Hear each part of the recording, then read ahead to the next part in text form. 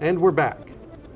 And I'd like to also welcome our viewers, of course, over at Area 58 Community Television.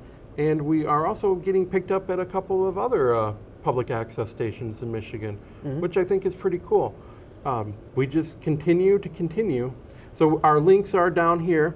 We have at Facebook at Delve Into the Void and at YouTube at Delve Into the Void.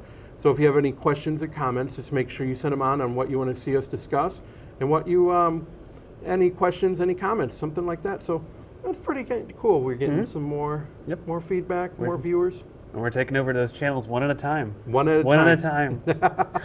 Speaking of one, let's start with a new number one this week, Justice League of America, The Ray Rebirth #1. We get an reimagining of the Ray's origin. The Ray was primarily, from what I remember him, he was more of a 90s comic book hero. Did they do anything more with him after that initial run? Well, the original Ray, I think, went back to Quality Comics. When DC purchased Quality Comics, that was Ray Terrell Sr., and then the 90s Ray was Ray Terrell Jr. All right. That took over for him. He didn't do that, aside from being a superhero with light-based powers. He was kind of big in the 90s. I remember to have a bunch of trading cards of him in the 90s. I honestly never even saw a single comic of him in the 90s. But it was kind of funny. I had some. Yeah. Okay, yeah, I had all these trading cards, yeah. A history lesson, he was an integral part of 0 Hour. They used him for energy to help re-spark the Big Bang. Yeah. And they had some few issues, but he was a really cool hero. Yeah. But this reimagining of the Ray, they show him as a child who's literally kept in the dark all the time because his father had the same, if they want to call it sickness, or he was allergic to light. And Ray Jr. has that same, and I'm going to quote, allergies to light. Yeah. So his mother keeps him locked away in the house with only one window in the house. He can only watch TV for hour on, hour off, has to stay away from light. So this poor kid doesn't get to venture out into the outside. He had one friend, and you want to tell him what happened to the one friend? Yeah, his friend Caden, he asks his mom if Caden can come over, and this Caden had come over before at some point, and for his birthday. Yeah, was taking photos of him with a camera, and the flash from the camera made Ray break out, essentially. Yes. And he kind of exploded into light, and his mom tells him at that point, I'm not even sure Caden's still alive. Yep. At this point, he might have been killed from what you did to him. Yes. So, and poor Ray can't even get candles on his birthday cake. Yes, I was just thinking that. And he says, that's what the kids on TV get. They get candles on their cake. Why can't I have candles on mine? So, I mean, it stands to reason Ray eventually ends up rebelling and gets out of the house because he can't stand that anymore. As a teenager who's never been out. So he finally gets out and finds out that he actually gets powers from light.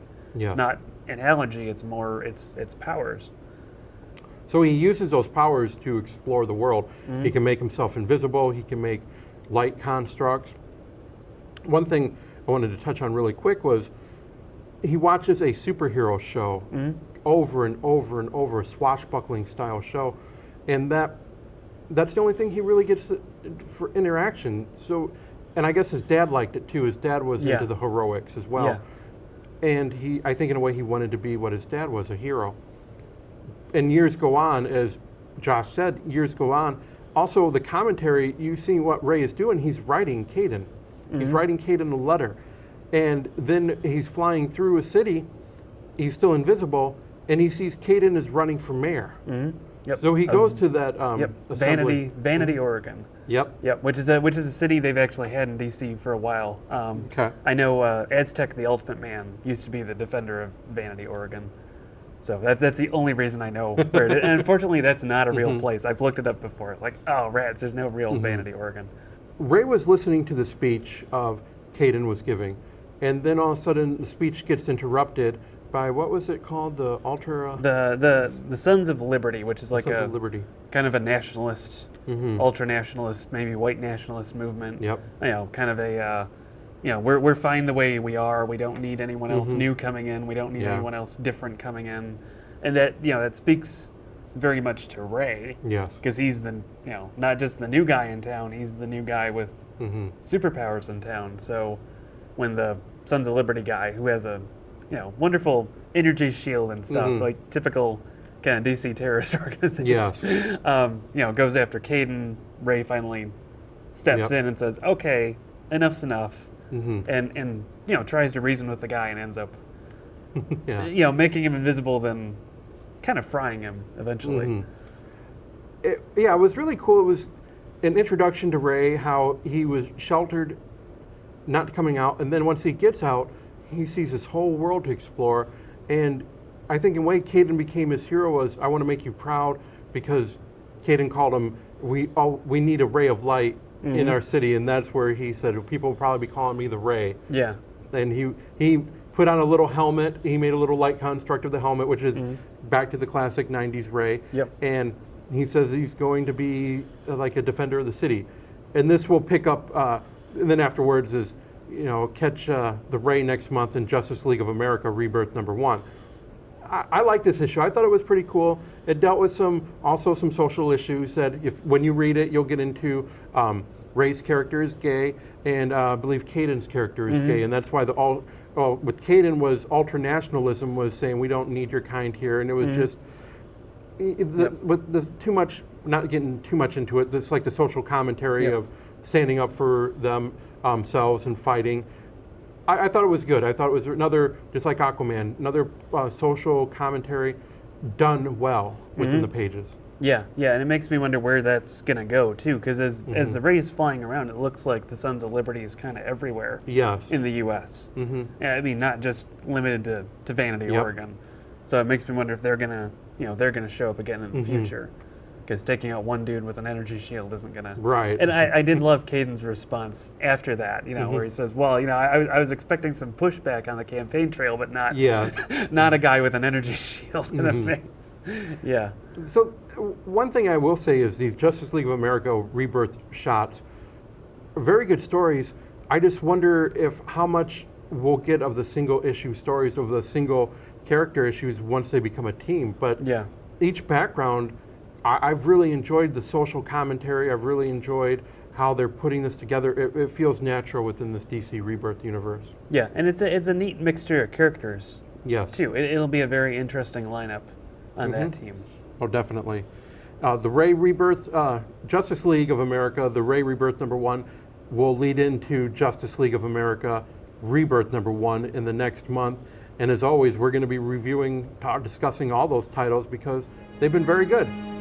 He-Man ThunderCats #3, Swords and Sorrows, pretty good issues. I'm just kind of thinking, all right, issue 3 we had because somehow Skeletor had taken Mumra, grinded him down, and drank him. He got the powers of the ever-living. That allowed him to grab the Power Sword and get He-Man's powers. Because by himself, he didn't have enough power to wield the Power Sword, but by eating/drinking Mumra, or his ashes, which freaked me out majorly, seeing that, like, okay, he has enough power to kind of become Skeletor or He-Man. Yes. We also need to point out in issue 2, we didn't discuss too much of ThunderCats, He-Man ThunderCats 2, but everyone knows that Prince Adam was He-Man because he got stabbed by Mumra. I believe it was issue 1, or was it issue 2? But he got stabbed and was killed when he turned back. Yeah, but he turned into He-Man when he was stabbed, so he was okay. And it from this, because it only happened in front of Randor, and Randor didn't seem to know, because he asked, where's Adam? And He-Man says, don't worry, we stashed him somewhere else. The typical Clark Kent Superman excuse that, we took care of him first. Yep. Yeah, which at some point seems like, okay, why does he get precedence? Yep, Someone's going to ask that. Yeah, it's going to fall apart. So the Masters of the Universe, they find out that Prince Adam was He-Man.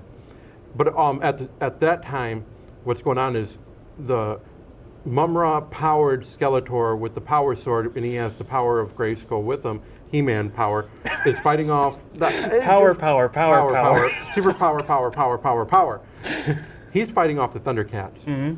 That's a pretty good battle. I was enjoying that. I was having the 80s music playing in my head as I'm reading it, and it was pretty violent. Yeah. I'm still constantly trying to get myself used to the fact that, yes, it is the classic characters. It is Yes. very close to the classic comics. But the language and sometimes the action doesn't necessarily match up to those. Yes. I mean, it's for adults. Yep.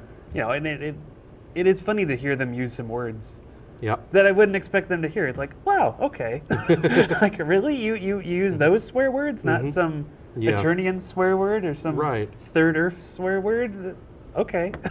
What was kind of cool is while they were fighting, Skeletor is pretty much holding their own, holding them off, and then Mumra's essence kind of reappears. So they're starting to fight amongst themselves and distracting until Skeletor says, "I'm taking on the ThunderCats." Okay, continue. Yeah. It's a funny power struggle where Mumra just does not want to go away, Yep. and then Skeletor finally just asks, you can see the frustration in him, like, come on, I'm fighting your arch nemesis, and Mumra's like, okay, fine. And then finally the ThunderCats get a leg up when Skeletor, because every villain has to talk about what their master plan is. He says, well, I have the essence of Mumra is fueling my power. Oh, if that's the case, here, take a look at yourself. He shows him through the Sword of Omens, always the classic, look at yourself, and it scares Skeletor Mumra off, and that's pretty much the conclusion of the fight. And Skeletor didn't even understand why that was working. Yep. And Mumra's kind of saying, well, I'll explain later, just run away for now. So they start going back and forth. Mumra and Skeletor are fighting each other, which I thought was kind of cool. They were fighting each other, and they were transforming back and forth. Mumra, Skeletor. They come up with a plan. The plan was, I guess, Skeletor still had the golden discs of how to control. They go back to Third Earth, to the pyramid, and they unleash the power of the ever-living gods to ransack Eternia, and ultimately they're going to try to take over Castle Grayskull.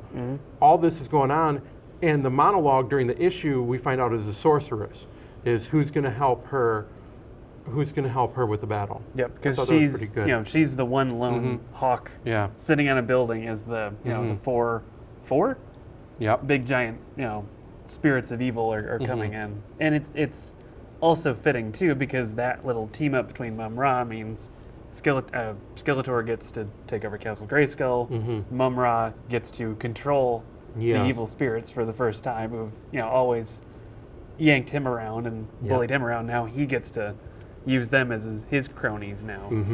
And that brings us to He-Man ThunderCats number 4, Clash of Titans, where we see the attack is started up on Eternia, the Eternia castle. Also, it's the funeral for Prince Adam, where King Randor is talking to Lion-O, saying, I didn't know, but I should have saw it. And it was like that bonding between a father and son. Yeah, I like that. You pointed that out. You thought that was... Yeah, because we have Randor, who realizes he just lost his son, but in his defense, he never had the original toys of He-Man and Prince Adam. So if you had those, you knew it was the same guy. Yep. But and Lion-O has lost his dad, Claudius. So there is sort of that, the father looking for the son and the son looking for the father, and they spend some time bonding. I mean, Lion-O says, He-Man would have been proud of you. Randor says, Claudius would have been proud of what you've become, too. So it was a neat little bonding. What I thought was also good is Lion-O had an idea. There's something they were talking about. Oh, it's when the mutants came. They had captured some of the mutants, and they were talking about Mumra. And Slice, wasn't it? I think so, yeah. Yeah, I think that was it. The toad snake dude. It was saying, well, if you can never defeat Mumra, he's ever living. He always regenerates. He always comes back. That gives Lion-O an idea. He takes Cringer along, and poor Cringer really blames himself for the death of Prince Adam. He said if he was there. Yeah, and they said he's been, basically by his casket the entire side, as the typical pet would be, even anthropomorphic talking pet. They go to Third Earth, to Mumra's pyramid, and the ancient spirits of evil have been unleashed. Mumra and Skeletor are able to control them through the golden disc, and Mumra's and Skeletor says, well, what does this feel like? It feels like freedom. It was pretty cool when he said that. But they get to the castle, and at first they find out they put Prince Adam in Mumra's sarcophagus. But Lionel has to stay there. So you can tell this part. Yeah, it's the coolest part of the issue. Yeah, well, they know there's a enemy fighter there too, and they know there are bad guys there. So Lionel says, "Oh, Cringer, you go take care of them." Yep. And Cringer says, "Well, I don't want to do that." He's not Battle Cat at that point. So Lionel uses his Sword of Omens to power up Cringer, and Cringer basically becomes like Battle Cat Man or Battle Cat O at that point. Yep. Where he's a big anthropomorphic, really cool looking. Battle Cat thing that I really want a toy of at some point. Exactly. We need a collectible San Diego Comic-Con exclusive or some type of pack where they have little Cringer and they have Lionel Sword of Omens and Battle Cat Man, because when he said, you're a cat, this should be able to release the power inside. You're really kind of saying this is who you are. All of a sudden, you had Triclops, you had some of the other mutants. They were all ransacking the gold. And here comes, rawr, then all of a sudden he's coming. Yeah, and he thrashes all of them. Yes, exactly. Yeah, which is pretty impressive, yeah. And I do enjoy when Lionel is putting Adam in the sarcophagus, he says, oh, he's heavier than he looks. Yep. Like, well, yeah, he is He-Man. And then they don't think the power is working. All of a sudden, energy surrounds the coffin, and then you hear a whisper, you read it like by the power of Grayskull. And out comes He-Man, who's insane from the energy. I don't know if that's going to be a reoccurring plot, but they battle. They do the typical, oh, you're mad, I got to stop you, I got to make you see reason. And finally, Lionel powers himself up with the Sword of Omens, which I thought was give me power beyond power. They're kind of evenly matched, and he uses give me sight beyond sight to show He-Man a vision of what's going to happen. And then as Lionel is getting ready to strike him down because he figured, well, the madness is, you're consumed by the madness, the Sword of Omens won't let him strike him. And He-Man comes out of it. Yeah. And they have the talk of, what's going on, what happened, I saw this vision with your sword, and it's only a vision, but it might come to pass if we don't get back before it's... And then the next panel is they show the ancient spirits of evil, and Skeletor leading him to Castle Grayskull, and it says before it's too late. Yeah. I like that because the monologue in this issue is Prince Adam He-Man being alive again. Yeah, and it's an interesting parallel too with He-Man going crazy from the sarcophagus, because it's almost like Ra's al Ghul in the Lazarus pits. Yes. You put him in that, he goes nuts. Maybe it just doesn't really affect Mum-Ra because he's nuts to begin with. And he's got the red eyes anyway, so maybe if he just didn't go in there for a while, he'd be a mellow dude. I don't know. 2 issues left in this series, and you said there's 2 important meetings that are going to happen now that He-Man is back. He-Man Prince Adam is back. Yeah.